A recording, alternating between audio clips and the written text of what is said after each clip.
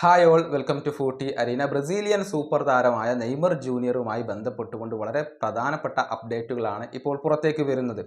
അൽ ഹിലാലുമായുള്ള അദ്ദേഹത്തിൻ്റെ കോൺട്രാക്റ്റ് വരുന്ന സമ്മറിൽ പൂർത്തിയാകും. ഇത് പുതുക്കാൻ അൽ ഹിലാൽ തയ്യാറായിട്ടില്ല. മാത്രമല്ല ഈ താരത്തെ രജിസ്റ്റർ ചെയ്യാനും അവർ ഉദ്ദേശിക്കുന്നില്ല.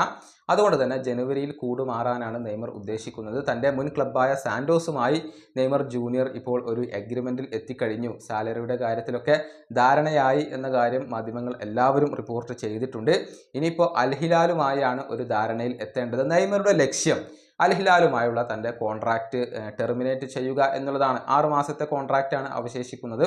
അത് ടെർമിനേറ്റ് ചെയ്യുക, എന്നിട്ട് തനിക്ക് ലഭിക്കാനുള്ള 63 മില്യൺ യൂറോ കൈപ്പറ്റുക എന്നുള്ളതാണ് നെയ്മറുടെ ലക്ഷ്യം. അതിനുവേണ്ടിയുള്ള ശ്രമങ്ങളാണ് നെയ്മറുടെ പ്രതിനിധികൾ ഇപ്പോൾ നടത്തിക്കൊണ്ടിരിക്കുന്നത്.